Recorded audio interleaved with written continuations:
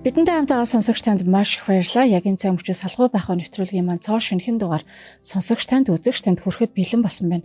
Та биднийг радиогийн сувгаар 104.5 84.5 сувг дээр сонсохоос гадна салгуу байх групп болон гэрүүлийн радио 104.5 гэсэн пэйж мөн YouTube сувгуудаар салгуу байх YouTube сувгуудаар маань хүлээн аван үзэх боломжтой учраас бас биднийг дагаж бидэнтэй нэгдээрэй гэж бас уриалмаар байна. За бид бүхэн яг одоо гэрүүлийн радиогийн 1-р студиэс салгуу байх нэвтрүүлгийнхаа цоо шинэхэн дугаарыг инхүү эхлүүлж байна. Тэгээд студид сэтгэл зүйч Батхүү гэрэл судлаач их цол миний би найруулагчаар Мизо найруулагч маань ажиллаж байна.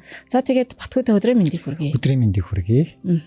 За нэвтрүүлэгт маань өнөөдөр нэгэн залуугийн бас загтал ирсэн байна. Тэгээд энэ загтлыг тун удахгүй уншиж сонирхолно. Тэгээд манай сонсогчид үзэгчид бас энэ загтлыг дуустал нь сонсоод энэ одоо загтал бичсэн хүнд өөрийнхөө хэмжээнд бас зөвлөмжийг хайрлаарай, урам дэмжлэгийг хайрлаарай гэж бас хүсгээр байна.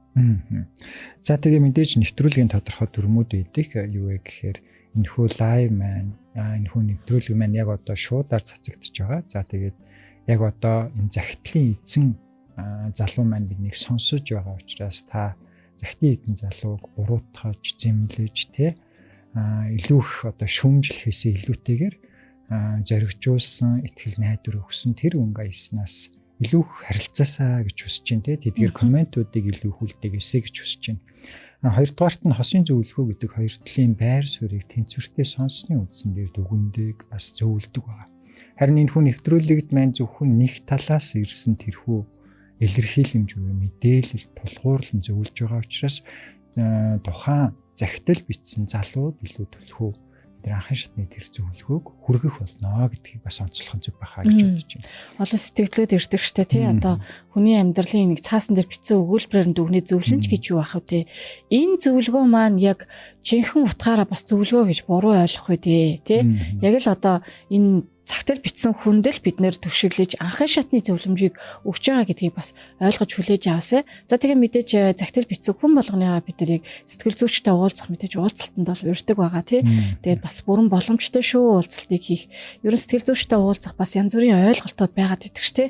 Очихоор нэг өөрийн ухаангүй болчихно, өөрийн бодлого болчихно, сэтгэл зүйчийн өснээр байх хэрэгтэй. Тэгэж хүний одоо амаар амьдралаа удирдуулахгүй ч гэдэг юм уу тий.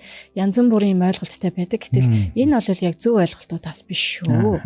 За дээрээс нь мэдээж бид бүхэн маань бас нэг зүйл юу вэ гэхээр гэр бүл салалт байгаа тий. Салалтын дээр бас тодорхой хэмжээнд хүлээн зөвшөөрдөг хоёр тохиолдол байгаа. Салалт их тий сэтгэл зүйчийн үед. За тэр нэгдүгээрт нь альва ямар нэгэн хүчирхийлэл гэсэн үг тий. Эрүүл мэнд амь насандаа аюултай хүчирхийлэлд өртөж байгаа тохиолдолд бид бүхэн салалтыг хүлээн зөвшөөрдөг.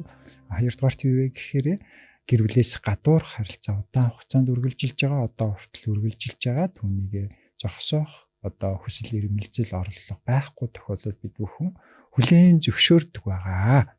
За нөгөө талаараа юу вэ гэхээр магадгүй гэр бүлээс гадуур харилцаанаас болоод салхуу байх уу дээрээ тулсан ч гэсэндээ тий тухайн гэр бүлтэй ажиллах нэг л одоо нөхцөл байдаг. Тэр нь юу вэ гэхээр тухайн гэр бүлээс гадуур байдлыг үүсгэсний нөгөө талын хүн юу вэ гэхээр хүлээн одоо уучлах тий орон зайг өөртөө бий болгож байгаа тий би уучлахыг хичээе гэж нэг удаа боломж олгох тэрхүү шийдвэр тий тэрхүү бас оролдлогыг хийж үзье гэсэн тохиолдолд бид нар бас боломжийг олгодог байгаа тий.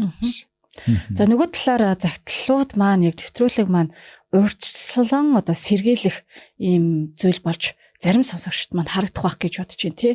Араар тавилт гэдэг чинь ийм хор хүнэлттэй юм байна. Харталт гэдэг чинь ийм одоо тий байдалд бас хүрэгдэг байна гэд энэ одоо бидний уншиж байгаа загтлыг, бидний өгж байгаа зөвлөмжийг нэгэнд одоо үүссэн нөхцөл байдлыг хараад тэгвэл ийм болохгүй тул хосын харилцаан дээр ингэж анхаарья гэдэг бас сэрэмжлүүлгийг урьдчилсан байдлыг авдаг болов уу гэж бас бодож байна. Гэхдээ хүн болгон адилгүй, хөлөг болгон ч ороогүй гэдэгчлэн тий. Гэр бүлийн амьдрал болгон ийм саадтай, бартаатай бас байна гэж байхгүй. Тийм учраас гол нь асуудал тулгарахгүй байна гэж байхгүй. Асуудал тулгарнаа. Тэр асуудлыг зөвөр даван туулах тэр зөв гарц гаргалгааг мэддэг байгаасаа олж аваасай. Энэ нь тосууд маань суралцахад бас нэг нэгийг зориулдаг байгаасай гэж хүсэж байна. Мөн энэ хүн нэвтрүүлэг маань яг одоо танд хүрч байгаа. За тэгээд та бас яг ижил төстөө энэ хүү загтал дээр гарч байгаа кейстэй ижил төстөө таны эргэн тойронд та өөрөө ч мэдхгүй олон кейсүүд маш их байгаа. Тийм учраас та энэ хүн нэвтрүүлгийн маань сонсож байгаа бол үзэж байгаа бол шеэр хийж өгөөрөө олон одоо залуу гэр бүлд энэ хүү кейс маань бас үлгэр гэхээс илүүгээр илүү их суралцсан илүү их бас ингээд мэргэжлийн зөвлөгчөөс бас яг ийм ижил төстэй кейстэй байгаа хүмүүс маань бас сонсоод бас өөртөө бас нэгэн зүйлийг бас суралцсан тэр цаг байгаасаа гэж хүсэж байна. Тийм учраас та бас шеэр хийж өгөөсөө гэж хүсэж байна. За тэгээд загтал руугаа оръё тий. За тийм өнөөдрийн загталд маань нэгэн залуугийн бичсэн загтал байгаа учраас сэтгэл зүйч маань уншээ тий. Тэгээд та яг одооноос ахуулаад биднийг сонсож байгаа бол дуустал нь сонсоорой. Ер нь юмыг голоос нь эсвэл хэсэг газраас нь сонсно гэдэг бол бас яг тийм зөв байдаггүй шүү дээ. Тэгэхээр дуустал нь сонсоод загтал бичсэн залууд маань бас урам дэм хайрлаасай гэж хүсэж байна. За тэгээд биднийг дэмжиж лайка, шеэрээ хийгээд зүрхээ дараад өгөөрэй. За загтал авши тий. За. Би их нэртэйгээ 2017 онд танилцаад нэг гэрт ороод 10 жил болж байна. Өдийг хүртэл аав ээжийнхээ хашаанд гэд ер нь л хажууд нь амьдарсаар ирсэн л дээ. Юугаач мэдгүй хүүхдүүд суучихсан. Би ажил хийн, эхнэр гэртээ хүүхдээ хардаг болохоор хашаа байшин түрээслэж юм уу явъя гэхээр тэднийг харахгүй үр хүүхдээ харах хүнгүй байх гэд ер нь явж чаддгүй гинэ. Эхнэр болохоор тусдаа гаръя л гээд байдаг. Нэг тийм хоёр өөр бодолтой яваад байсан. За тэгээд үүнээс болоод ч юм уу эсвэл угийн тийм хүн байдаг юм уу 4-5 жилийн өмнөөс бид хоёрын бэлгийн амьдрал нэг л болж өгөхөө болсон. Эхнэр хүсэхгүй байна, хиймээргүй байна гэдэл би болохоор байнгын шахуу хүсэдэл байдаг. Яасан? Яагаад байгаа ингээд асуухаар цаанаасаа л хүсэхгүй байна гэдэл урамгүй болж эхэлсэн. За тэгээд тэр үеэс хойш би гэдэг хүн өөр зүйл бодож эхэллээ. Мэдээж өөрийгөө өмөрж байгаа юм шиг байгаа ч юм биш. Төвчгээ байхаар өөрийгөө янзаар л хуурах гэж оролддог юм билээ. Янз янзын группуд ороод л янз янзын хүнтэй чатлаад л нөгөө сахар аав гэдэг шиг юмнууд сонирхож үзлээ. Яг ч үлдэгч зориг гараагүй. Өөрийгөө л хуураад зугаацуулаад байгаа царай. За тэгээ баригддаг юм байгаа үстэй. Хизээ хүртэл нуух вэ. Тэгээд за одоо тийм юм байхгүй. Ёстой гэж хэлээд л уучлал гуйгаад ерөнхийдөө яг ийм байдал 3 удаа давтагдсны дараа сая 3 сард гэж эхнэр сална гэдэл явлаа. Би ч гуйж авч ирсэн боловч салмаар байна гэж уурлаж нүүр өгөхгүй харьцахгүй 7 сар боллоо. Би ч яах вэ? 7 сар хүлтэн сүгдүүд л өмнө нь ч бүхэлзөөд нааштай хариу авч чадлаггүй. Сүүлдээ тэр хүнийг бодохгүй байхын тулд гэдэл мөрийтэй тоглож үзлээ. Бас нөгөө нэг заваан юм руугаа буцаад л орчихлоо. Ингээд дахиад л баригдсан. Одоо харин хармааргүй байна. Үзэн ядаж байна гэдэл дахиад яваад өгөө. Би дахиад л уучлахгүйгаа сөхөрч үзүү үгүй л гэж байна. Яг үнэндээ хайрт минь бол үнэн өдийг хүртэл би нэг удаа харааж гар хүрх байтугай ширүүн дуугарч үзээгүй л дээ. Одоо харин үнэхээр заваан зүйлээс болоо холдоод сайхан амьдрах юмсан. Хүн тэгээд алдсан хойнол ухаарах юм да гэж бодоод л дахиад нэг салахгүй уучил гээд зууралдах ёстой юм болов эсвэл аз жаргал хүсээд салах нь зөв юм болов. Надад бол үнэхээр тэр хүнгүй ирээдүй төсөөлөгддөг л дээ. Нэрээ бид хоёр дундаасаа 3 охинтой 9 настай, 8 настай, 5 настай. Намайг юу ч гэж харааж зүхэж болно. Мэдээж миний буруу шүү дээ. Зүгээр л эхнэр минь одоо намайг уучлж хүлээж авах боломж байгаа болов. Зөвлөгөөг харамгүй хайрлаараа баярлаа гэсэн. За нэг юм залуугийн захидал бидний одоо эфирт маань хүрэлцэн ирсэн байна тий. Манай хоёр гэхдээ нилээн бас зууралтаж яваад одоо дахиад зууралдах уу гэдэг асуулттайгаа залуу маань бол ерөнхийдөө нилээн уйгахгүй үзэж штэ тий. За тэгээ хоёлаа загтлаа дахиад ерөнхийдөө нэг юм дүгнчхөө дүгнээд 10 жил болж байгаа тий. Нэгт ороод 10 жил болж байгаа. Ээж аавтайгаа нэг хашаа байшинд амьдардаг гэсэн юм тий. 3 хүүхэдтэй. Юугаач мэдэхгүй анхандаа бол суцаан гэж тодорхойлсон ба шүү дээ. Ажил хийн, эхнэр нь гэртээ хүүхдээ хардаг. За тэгээ хашаа байшин түрээслээд эхнэр нь бол ер нь тустаагараа тэгсэн байна. Хүсэлтэй юм. Тэгсэн өөр болохоор айсан байна тий. Хүүхдээ эхнэр харуулах үлээ. Ер нь тустаа гараад явуулж чадах үлээ гэсэн юм олон бодлоос болоод гараагүй гэж бичсэн За ба шүү дээ. тэгээд ер нь бол бэлгийн амьдралаа дараа нь дурдсан байна. Бүсгүй бол ер нь яг уу бэлгийн харилцаанд орох тийм дуртай биш тий. Дуртай байгаагүй тий. Одоо нөгөө гэр бүл болслолол нэг 5 жил болол тэрний дараагаас яхаар эхнэрийн бэлгийн амьдралаа итгэхгүй болж эхэлсэн. Харин нөхрийн хувьд бол итгэвтэй тий энэ зүйлийг маш их хүсдэг гэж өөрөө илэрхийлсэн байна. Манай хоёр чинь 3 охинтой. 3 охин. 9-тэй, 8-тай гэхээр дараалсан байна. Энэ хоёр бол дараалчихсан. За тэнгуүтэй 5-тай. Гэхээр чинь яг энэ нөгөө эхний 5 жилийн хугацаанд бараг 3 охин гуруулаад төрсний дараахнаас эхлээд бүсгүйгийн ер нь хүсэл буурсан гэж үзэж болж байна тий. За бараг тийм тий. Бараг. Яг жоохон зөөрөө байж болно. Гэтэ яг зүгээр энд бол нөгөө бүсгүйгийн төрөлттэй холбоотой бас бэлгийн ярилцааны юм итгэхгүй байдал үүссэн байх боломжтой тий. За тэгээ ийм байдлаас болоод нөхөр яасан бэхээр өөр хүмүүстэй харилцаж эхэлсэн. Мөрөөдөө тоглож эхэлсэн. Янз бүрийн хүмүүстэй чаталж янз бүрийн групп руу орж одоо юу хийдэ болохгүй одоо бичлэг үздэг ч гэдэг юм уу янз бүрийн тим харилцаа үүсгэсэн байх нь биш үү тий. За тэгээ энэ нь бол ингээ баригдсан. Тэ эцэстээ ингээ баригдсан. 3 удаа давтагдсны дараа тий өнгөрсөн 3 сард ингээд ер нь бол баригдсан гэж. Энэ одоо 3 удаа давтагдсан гэж шүү дээ тий. Тэгээд эхнэр бол сална гээд явсан байгаа. Тий. Тэгээд 7 сар одоо ерөөсөө харьцахгүй тусдаа байсан гэж би ойлгож байна. Тэгээд 7 сард яасан гэхээр нөхөр дахиад уучлалгүйгаад тий ингээд ингэсний эцэст бол бас нэг нааштай хариу аваад тий зүгтаа бас байх боломж гарсан гэж би ойлгосон. Тий тэгсэн байна. За тэгээд юуны дараа яасан бэ гэхээр мэдээж нөхөр маань буцаад дахиад энэ одоо өөр хүнтэй харилцааг давтаж гаргасан. За энэ харилцааны дараа яасан бэ гэхээр эхнэр бол одоо ч та ямар ч найдвар байхгүй би ч боломж өгөхгүй гэд явсан. Тэгээ одоо ингээд би бол эхнэртэй маш их хайртай. Энэ нэг үйлдэлээ би болж чадахгүй байна. Тэгээ бас юм хийчээд байна. Тэгээ одоо яах вэ? Тэгээ эсвэл зууралдаад ах уу эсвэл аз жаргал үсээ би явуулах ёстой юу? Гэсэн юм. Тэгээ ганцхан л асуултыг эцээцэд асуусан биш тий.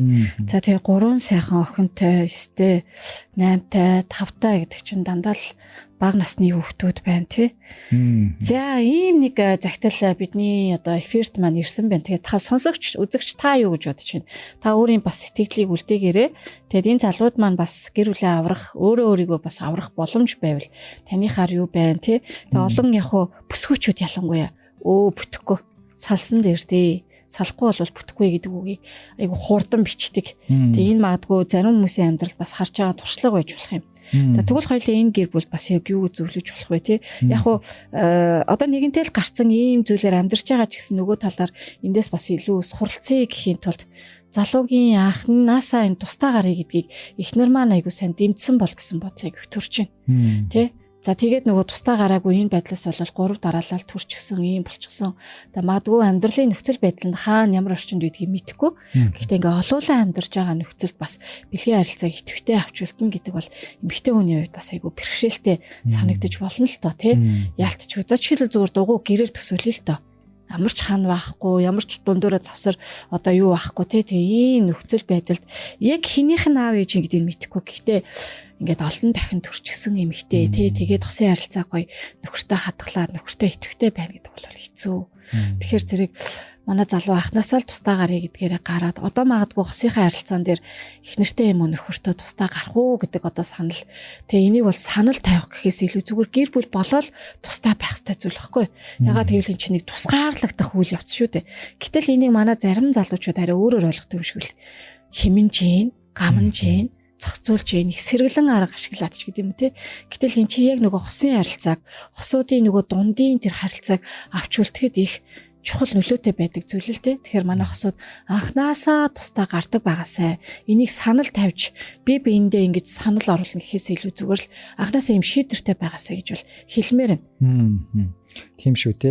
Тэгээ залуу маань өөрийгөө тодорхойлсон байгаа. Тэгээ ер нь бол яг би бол их нэртэй хараалын ч үхэлж үзээгүй, гар ширүүнч одоо ингэж үзээгүйгээ. Уг нь бол ингээ харилцаа ёс зүйн хувьд бол харилцааны хувьд бол их нэртэйг ингээд гайгүй харилцдаг юм шиг те. Тэгээд нөгөө талаар юу вэ гэхээр тэр одоо нөгөө бэлгийн харилцааны юм бэрхшээл залуу тулгарсан гэж мэдээж эрэгтэй хүний хувьд бол яг хэцүү гэвэл хэцүү.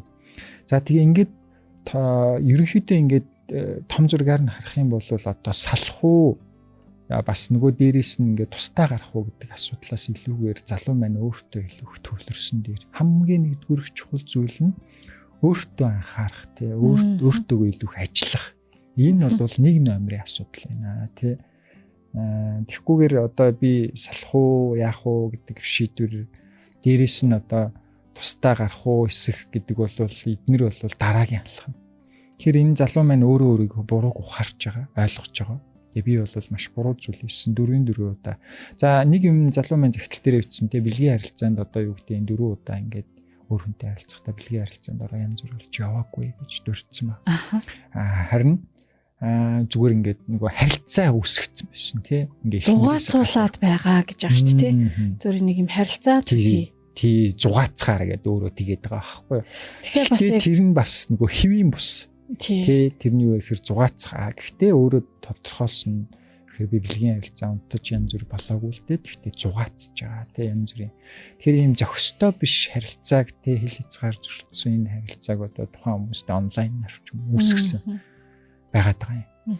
Гэхдээ яг энд нэг юм агуулга өгмөр байгаа юм л та. Олон залуучууд бас ингэж ярьдаг. Яг бол бэлгийн харилцаанд ороогүй гэдэг бол үгийг хэлдэг байхгүй. Яг бол бэлгийн харилцаанд ороогүй. Яг бол бит хоёр улаан шовнд аваагүй гэсэн хэрнээ тийм үг хэлэхээр би биентэйгээ харилцах. Тийм сэжүүр бүхий бодол санаа би биендээ те үзүүлэх, харуулах. За тэр битгий хэлэл яг ийм бодол санаатаагаар тэр эмэгтэй рүү ингээ харах хүртэл энэ бол араар тавилтын бас нэг хэлбэр байх боломжтой. Ер нь бол те. Тэгээ эн чинь өөрөө нуумар хаамар эхнэрээсээ ингээд те яана болохоо ойлоо шүү баригтлаа шүү гэдэг л мэдрэмжийг төрүүлж байгаа бол энэ бол араар тавьсан хэлбэр бол байж болно. Яагаад гэвэл зөвхөн харилцаагаа нууж гинэ гэдэг чинь нууна гэдэг дээр л ач холбогдол өгöd байгаа байхгүй. Окей. За тэгээ би үргэлжлүүлээ. Юу вэ гэхээр энэ харилцаагаа ингээд залуу маань одоо ингээд ийм байсан ингээд тайлбарлаж байгаа мэдээж ингээд нэг хамгаалж байгаа юм шиг өөрийгөө өмөрж байгаа юм шиг. Гэхдээ би бол өөрийгөө өмөрөөгүй гэдэг дээрээ захидал дээрээ дурдсан байна. За мэдээж энэ одоо нууц харилцаа үүсгэж байгаа ч юм уу энийг нууж хааж байгаа юм байдал бол яг түрүүний хэлдэг цомоогийн маань хэлдгээр энэ бол гэр бүлээс гадуурх харилцаа их нэртэйгээ харилцаанаас давсан энэ харилцааг үүсгээд нууц энэ харилцааг үүсгэнэ гэдэг бол эмэгтэйчүүдийн хувьд бол араар тавилт юм аа гэдгийг сая дурдчихлаа тий.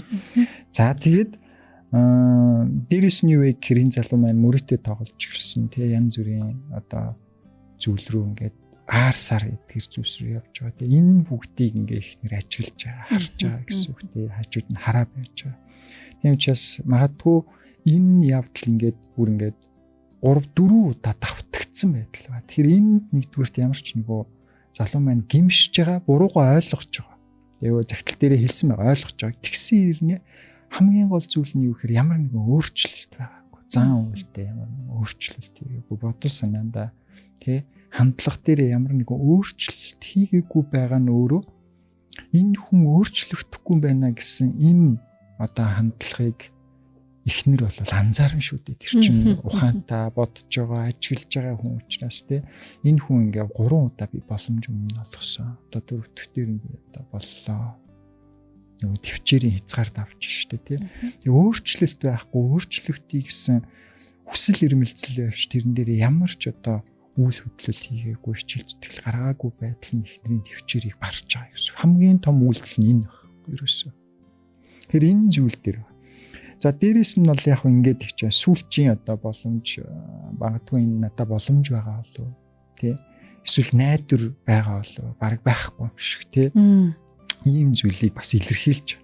Тэгэхээр айдас одоо буруутгалыг ингээд өөртөө бий болгоцсон баа энэ залуу маань. Яг энэ үйл явдлаар дамжуулаад гэр зүйлс айдас буруутгал гэдэг зүйлийг ингээд бий болгоцсон. Өөртөө ингээд бий болгоцсон. Тийм учраас энэ нөгөө айдас буруутгалаа тэгээ даван туулаад тэгээд өөрийнхөө энэ зан үйлд өөрчлөлт хийх нь хамгийн түрүүнд хийх алхам байхгүй. Тийм учраас юу зөвлөмөр юм гэхээр залуу маань үнэхээр та өөртөө ажиллаад ийлэхгүй бол мэргэжлийн үнэтэй уулзаарай. Тэ сэтгэл зүйчтэй эсвэл сэтгэл засалчтай ч юм уу тэ уулзаад тэгээ энэ одоо өөрийнхөө зан үйлтэй ажиллах цаг хэдийн болжээ гэдгийг нэгдүгürt онцолж хэлмээр байна. Тэ. Тэгээ харилцаа одоо ямар нэгэн одоо өнгөрсөндөх харилцаа тэгээ ямар нэгэн зохисгүй тэр зан үйлээ эхний ил чинь таслан зогсоох шаардлагатай. Тэ. Энэ зүйлийг би болно гэсэн хэрнээ хийсээр байх нь өөрөө ямар ч өөрчлөлт байхгүй байх. Нэг бас нэг үндсэн том шалтгаан болдог гэсэн. Тийм учраас аль болох энэ өөрийнхөө хийж байгаа зан үйл тэ бусад одоо энэ хүмүүстэй харилцаа нэг юмшд таслан зогсоох нь маш зөв болох юм шүү. Харин тий өөртөө одоо ажиллах гэдэг агуулга дээр бол би бас ерөн санал нэгдэж байна. Одоо жишээлбэл ингээ харах юм бол буруутгалыг хайгаагүй гэж өөрөө бичиж байгаа боловч ер нь айгүйх те өөрөөс нь бол өөрчлөлт ингээд илэрхгүй байгаа. Гэтэл эхнэрийн өөрчлөлтийг хөөрчлөлтөр их тоглож байгаа гэж одоо хэлэхгүй яг юу ч хэлэхгүй те. Тийм байдлууд айгүйх ажиглагтаад байгаа хгүй. Энийг нэг талаар ингээд харах юм бол шалтгааныг шалтгаан болгож байгаатай яг ижил төстэй хэлбэр те. Анхнаасаа эхнэр маань өөрөө надтай бэлгийн харилцааны үед те харилцаагүй болсон учраас намайг тоодоггүй учраас тэгээ би ийм байдалд ингээд хүрчихсэн. Хэрвээ тэр намайг тгээгүй байсан бол гэдэг зүйлсүүдийг асуудлынхаа дараа ярьж байгаа штэ. Тэгэхээр энэ бол яг усан харилцаанд бол зөв тайлбар бас яг болж харагдахгүй. Яг мэдээж ийм тайлбар бас байж болно. Гэхдээ нэгэнтэй л үнэхээр алдаа гаргачихсан тэрэн дээрээ гимшиж байгаа уучлал гуйж байгаа л дахиж тэр үргэлэл битгий тавт. Тэ? Бид нар урд нь ч гэсэн бас яг энэ талаар ярьжсэн штэ. Уучлал гэдэг маань өөрөө 90 градус биш. Эсвэл ийшээ харж ийснэ буцааж эргээд ийшээгээ хардаг 360 градусын өнцөг бас биш. Уушлал гэдэг бол яг ийшээ харж исэн бол буцаад ийшээ харах. Нөгөө үйлдэгдэжсэн зүйл үйлдэгдэхээ болох буюу одоо залуу маань яг өөртөө тэмцэх хамгийн чухал байна. Тэгээ магадгүй энэ нөгөө уучлалыг та чи тодорхой хугацаанд үнэхээр явмаар үл явж болно. Би чамайг ойлгож байна. Яа гэвэл би чамайг асар их гэмтээсэн гомдоож байна, тэ? Гэхдээ би үнэхээр үйлдэлээр харуулъя гэдэг үг, харуулъя гэдэг үг бас яг жинхэнэ уучлал байх боломжтой. Тэгэхээр юу гэж хэлэх гээд байгаа гэхээр зэрэг тустай бай, эхнэрээ явуулчих гэхээсээ илүүтэйгээр та яг өөртөө тэмцээч. Зүгээр тэр группүүд рүү гараад явчих. Тэрийг зүгээр блок хийчих те. Үнэхээр тэрийг дахиж үзэхгүй байх, дахиж харахгүй байх. Одоо тэр зүйлсүүдийг хийх хэрэгтэй. Нөгөө талаар эн чинь донгийн бас нэг төрлийн хэлбэр болж ирж штэ үйлдэлээ. Тэгэхээр яаж бас тэмцэх аргууд бас байж болох вэ те? Тэгэхээр товчхондоо бол шалтгаан бус залуу минь танд өөрчлөлт хэрэгтэй гэдгийг хэлмээр байна. Тэгээд дээрэс нь юу вэ гэхээр их нэртэйгээ магадгүй харилцаж байгаа хоёр зур хүүхдүүдтэйгээ холбоотой учраас тийм учраас юу гэхээр бурууга бүрэн үлийн зөвшөөрч илэрхийлэх нь маш чухал шүү. Тэгээд ямар нэгэн өөрийгөө өмөрөх хамгаалах шалтгаан хэлэхгүй байсан хавгуу дээр тийм учраас өөрийгөө өмөрөх хамгаалах тий ямар нэгэн шалтгаан хэллгүйгээр өөрийнхөө бурууг бүрэн одоо илэрхийлж хүлээн зөвшөөрөх нь өөрөө тий эхнэрийн бас зүрх сэтгэл зөөлрөх тий хүлээж авах бас нэг юм маш чухал байр суурь байдаг шүү гэдгийг хэлмээр. Дээрээс нь юу вэ гэхээр эхнэр яг энэ үед бол сэтгэл хөдлөл илэрхийлэгдэггүй зарим нэг үгсийг магадгүй хэлж магадгүй. Тэг янз бүрийн уур уцаар тий зүрх сэтгэлийн хөдөлгөөнөө гаргах магадгүй зарим нэг одоо хатуу чанга үгийг хэлэх юм тохиолдол байна. Тийм учраас эдгээр зүйлсийг хүлээж аваараа. Хүлээж авах чадвартай байх маш чухал тий. Энд өөрийнхөө зүрх сэтгэлийг тий бэлт хэрэгтэй, өөрийнхөө чихийг бэлт хэрэгтэй тий. Сонсох тий тархитгаа бэлт хэрэгтэй гэсэн үг тий. Эхгүйгээр одоо ингээд яг ийм одоо 100% ийм буруутай зүйл хийчээ яадаг гэхээр эхнэр нь энэ буруутай зүйлийн шүүмжлээд зүрх сэтгэлийн хөдөлгөөнд авцсан үедээ магадгүй өмнөх янз бүрийн харилцаа ямар нэгэн зүйлсийг дүгнээд хамруулад ингээд уурлах үед яхаар хүлээж авдаг. Ирчүүд маань хүлээж авахгүй тохиолдол байдаг тий. Би тгийг би ингээггүй ер нь ингээл урдаас нь эсэргүүцээ босч ирэх юм бас зүйлсүүд гарч ирдгээ. Тийм учраас эхнэрийнхээ өөр хүндэл альва тэр илэрхийлж байгаа үгс тэтгэр зүйлсийг аль болох хүлээн авах тий шингээх тэр хандлагыг өөртөө бий болгосоо гэж илүү зөвлөмөр юм тий. Харин тийм одоо ингээд ерөнхийдөө бол ийм хамгаалах горим дээрээ тавьсан байгаа шүү дээ эхнэрийн хувьд. Тий. Өөрөө өөрийгөө ингээ хамгаалах горим дээрээ тавьсан. Тийм учраас залуу минь тий бити яараараа тий. Ер нь бол гэр бүлээс гадуур харилцаа эвдэрсэн тохиолдолд яадаг гэхээр ер нь энэ харилцаа буцаад сэргийх хугацаа гэж тодорхой хэмжээний хугацаа байдаг. Тэгээд тухайн хүнээсээ хамаарч харилцаа адилхүүлдэ ихэвчлэн ингээд ихэнх тохиолдолд 6 сараас 1 жилийн хугацаа, заримдаа бүр 2 жилийн хугацаа буцаад харилцаа хэвэн болох хүртэл тий ингээд 6-аас 1 жил, 1-ээс 2 жилийн хугацаа шаардах юм магадaltaй байдаг. Тийм учраас яаралгүйгээр тий эхнэртэй ямар нэгэн шаардлага одоо шаардаж дарамт тий ямар нэгэн дарамт үзүүлэлгүйгээр тэгээ тэр хүнд өөр ингэсэн хувийн орон зай тэр орон зайг нь хүндэтгээд одоо тайван орон зайг нь бий болгож өгөөрөө гэж зөвлөв. Залуу маань бас яарад байгаа гэдэг нь дийлт харагдаж байгаа нэг өгүүлбэр байна. За намайг юу ч гэж хараад зөвхөж болно. Мэдээж миний буруу. Зүгээр л эхнэр минь намайг одоо уучлж хүлээж авах боломж байгаа юу гэж байгаа байхгүй. Энэ асуултыг та өөрөөсөө асуугаад үзээсэй. Яг ийм нөхцөл байдалд эхнэртэй таныг үнэхээр уучлж хүлээж авах чадах уу? Энийг хүлээж авах боломжийг нь та олгож чадах уу? Тэ? Яг тэгэхээр одоо энэ уучлаарай гэдэг үг 3 дахь бараг 4 дахь тавтагдчих байгаа шүү дээ. Гэтэл үнэхээр би өөрчлөгднө гэдгийг та олж харуулахгүй бол тэ тэрийг мэдрүүлэхгүй бол одоо нөгөө тийм үг өгдөг би чам таартай гэж хөвтөд идэг. Тэс нөгөө бүсгүнд над хайраа харуулал та гэдэгтэй адилхан тий. Уучлаарай би дахиж энэ алдааг давтахгүй гэдгээ одоо харуулах хэрэгтэй. Нотлох хэрэгтэй. Тэгэхээр нөгөө бидний хэлээд байгаа өөрөө өөртөөгөө ажиллах хэрэгтэй байгаад байна гэдэг агуулга өгч байгаа. Тийм шүү тий. Магадгүй эхнэр яг одоо уучлахгүй ч тий. Яг одоо уучлж хүлээж авах тэр боломж тий тэдгээр зүйлс байхгүй ч гэсэн тий. Залуу минь таны өөрчлөлт өөрөө өөртөөгөө хандж байгаа, эхнэртэйгээ хандж байгаа тий. Бусад харилцаанд хандж байгаа тэр хандлага өөрчлөлтөөр тий тэр тогтвортой эхнэртэйгээ харилцаж байгаа тууштай тогтвортой харилцаж байгаа тэр харилцаагаар дамжуулаад эхнэр эргэх боломжтой тий. Тэгэхээр үнэхээр яг таны нэг үгээр хэлбэл зөвхөрсөн тий тэр эмэгтэй зөвхөрсөн эхнэр тий яг бодиттой өөрчлөлтийг л танаас хүсэж байгаа. Ер нь олон удаагийн давталттай олон удаагийн ийм давталтай харилцааг бий болгоцсон тий ингээд итгэлийг эвдсэн энэ харилцаан дээр яадаг гэхээр эрэгтэй ч вэ эмэгтэй ч вэ ямар ч байсан хамгийн эхлээд энэ хүн яг өөрчлөгдөж байгаа тэр одоо бодиттой өөрчлөлтийн процесс руу анхаарлаа тавьдаг гэсэн. За тэгээд бас залуугийн хувьд бол ганцхан одоо араар хууралтын одоо энэ асуудал гэхээс гадна бас тоглоомын дон тэ гэх мэтчлэн одоо юм өөр үйлдэлийн бас зүйлсүүд байгаад байгаа шүү дээ. Тэгэхээр энэ дээр одоо хувь хүн шийдвэр гаргаад тэр өөрчлөлтийн алхмуудыг хийхгүй бол болохгүй л тэ.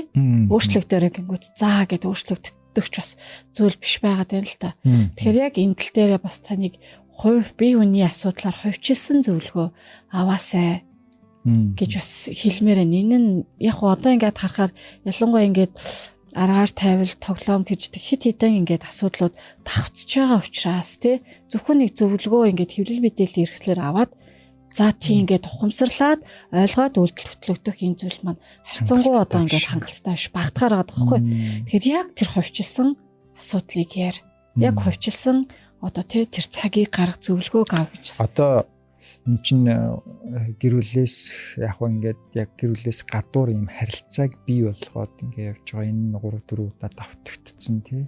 Тэгээ энэ асуудлаа бас ингээд асуудлаас үүдэлтэйгээр өөрөөдөө тоглоомч гэдэг юм янз бүрийн юм болохгүй юм руу ингээд анхаарлаа хандуулаад эдгээр зүйлсийг ингээд сайн ингээд анзаарах юм бол эхнэр нөхрийн харилцаа бас нэгдүгürt яг нөлөөл тодорхой хэмжээнд нөлөөлж болно. Хөвчлийн үе гэхээр өмнөх тэгээ бага насны ч юм уу янз бүрийн юм нөхцөл байдал өссөн орчны ч гэдэг юм уу тий янз бүрийн юм нөхцөл байдлаас үүдэлтэйгээр одоо жишээлбэл нэгшилж гэдэг юм уу тий яг энэ залуу яг юунаас болоод энэ зүйлийг ингээд хийхгүй дахин ингээд давтан хийгээд байгаа нь хүн болгон дээр харилцаа адилгүй байхгүй тийм болохоор яг энэ залуу яг энэ үйлдэлийг ингээд 4 удаа давтан хийгээд байгаа нь юунаас гэдгийг сайн мэдэхгүй байна л да.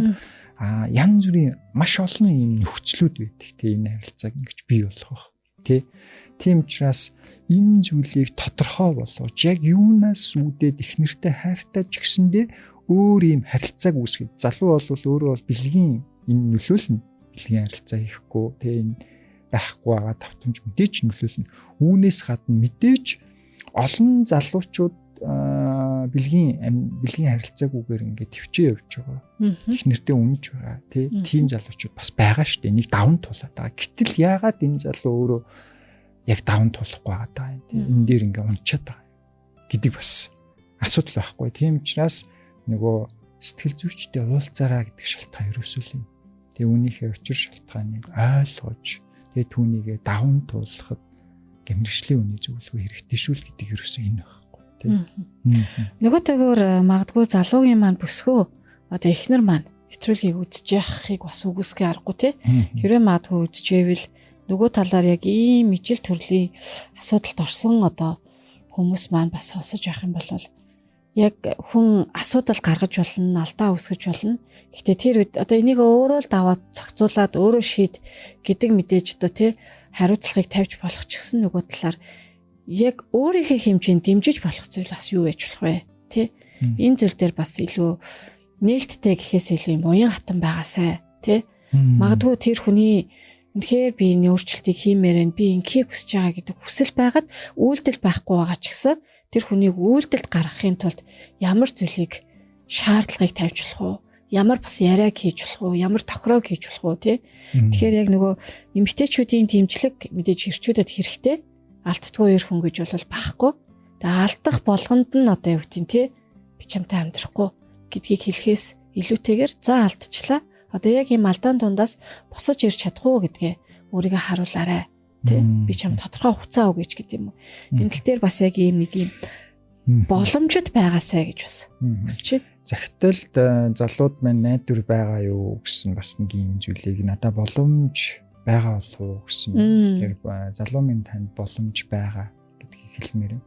Гэтэ олон хосууд ялангуяа эрчүүд маань яг ийм алдаа гаргаад энэ зүйлийг гаргаад тэгээд буцаад их нэртэй ингээ гимшээд хандах хандлагууд нь илүү их буруу арга замаар илэрхийлэгддэг.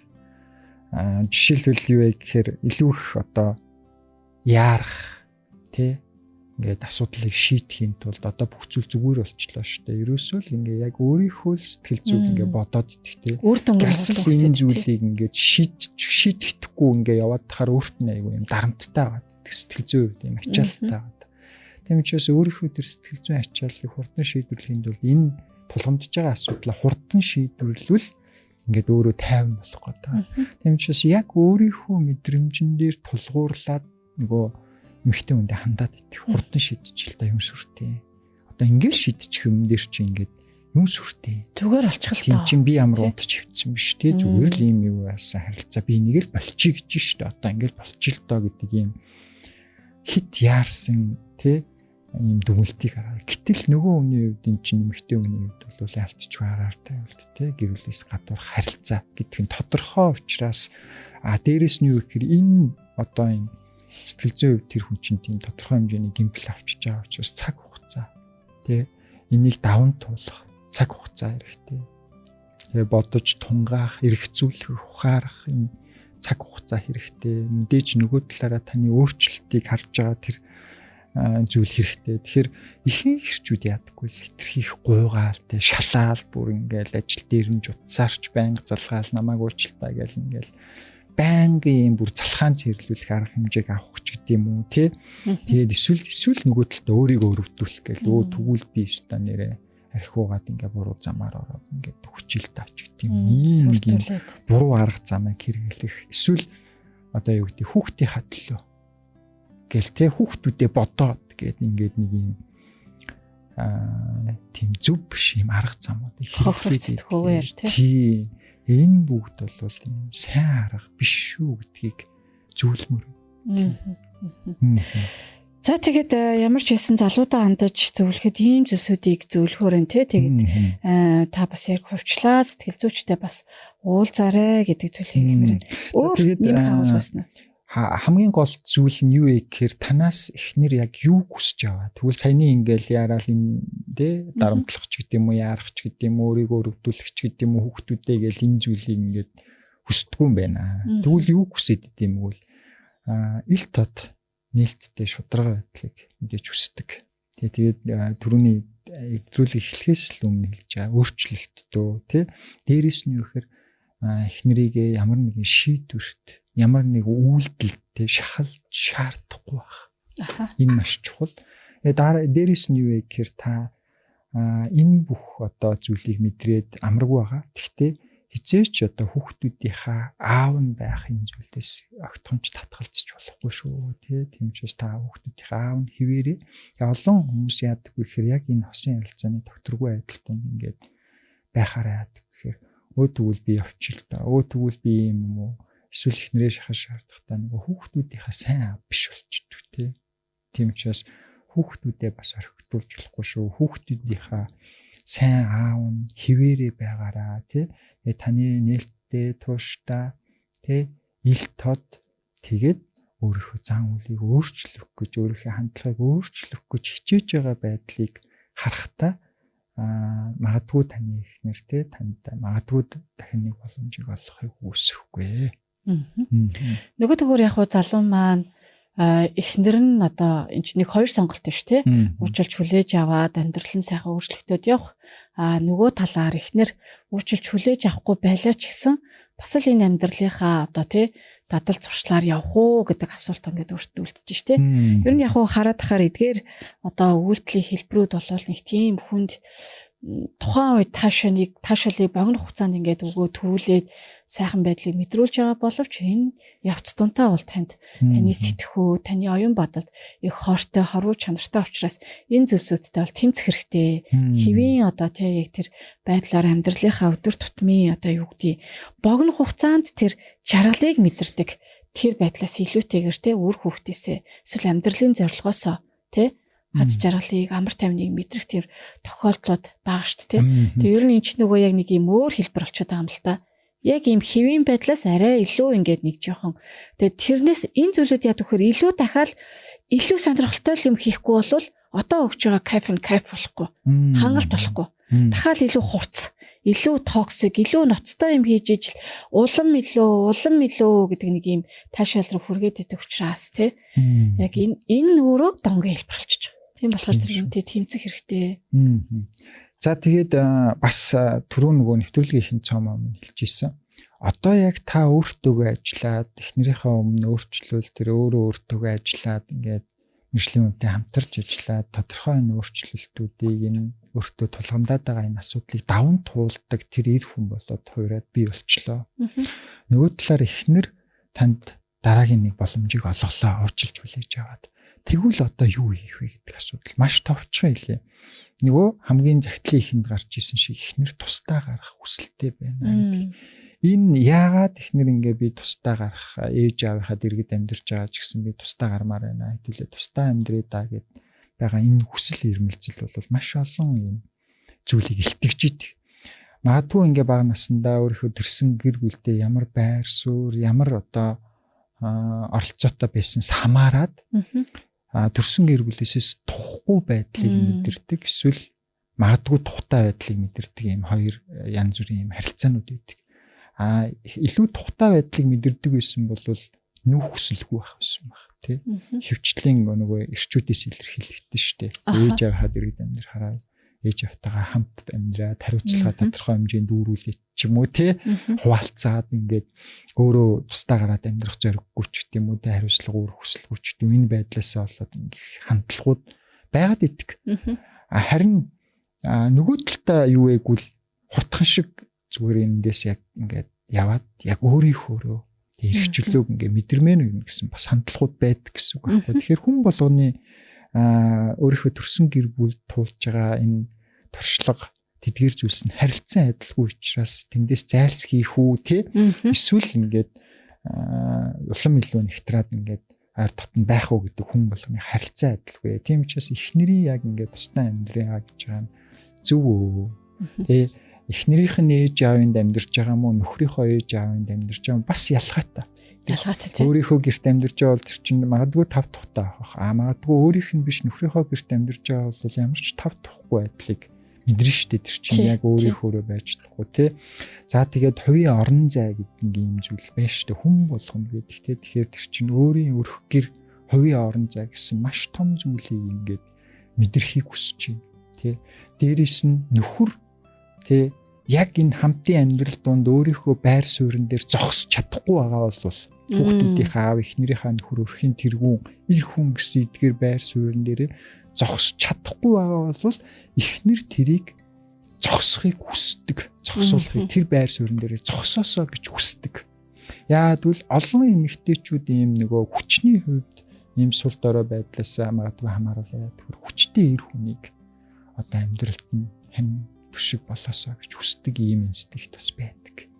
Тийм учраас тэрийг бас харгалзан үзээд бас тусдаа гарах тий. Тэгээ тэр дунд магадгүй таны эхнэрийн аав ээжинд амьдарч байгаа бол магадгүй тэр дундаа бүр нэг гэрт амьдарч байгаа бол таны эхнэр тантай бэлгийн харилцаанд орохгүй. Тий. Яаж ч утсан ээж аавынхаа хажууд тий.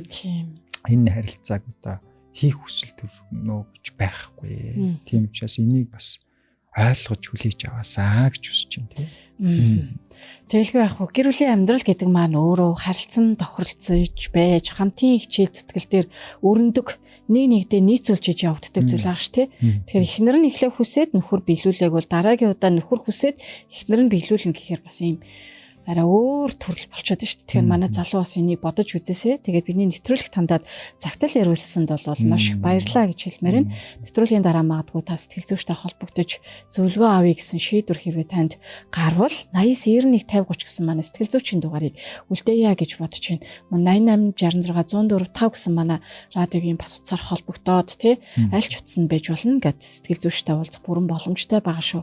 Дугтуутай сэтгэл@gmail.com гэсэн хаягийг бас үлдээе. Энэхүү хаягаар та бас өөрийн амьдралд тулгарч байгаа усын харилцаа болон гэр бүлийн харилцаанд тулгарч байгаа үнэхээр одоо салдагч юм билүү гэсэн бодол төрүүлж байгаа тэр нөхцөл байдлуудыг тохиолдолыг бас цагтар болгоод ирүүлэх бүрэн боломжтой. Бид хүн энэ загтлыг яагаад бичдэг вэ гэвэл мэдээж яг салхуу байхууд дээр усын харилцаан дээр тулгамдсан нэлийн асуудал дээр хүрсэн хосууд аль нэг тал нь магадгүй бие даагаад ингээд захиа бичих үедээ тухайн харилцаагаа эргцүүлэн боддог, өөрийнхөө бурууг ойлгож хүлээж авах тий ингээд маш олон ач холбогдолтой байдаг байгаа. Тийм учраас та бүхэн маань загтал бичээрэй гэж хүсэж байна. Тэгээд энэ хүргээд нэвтрүүлэг өндөрлөө тий. Ураагаалаа тусгая тий. Сайн цагийг хамт бүтээ. Түр баяртай.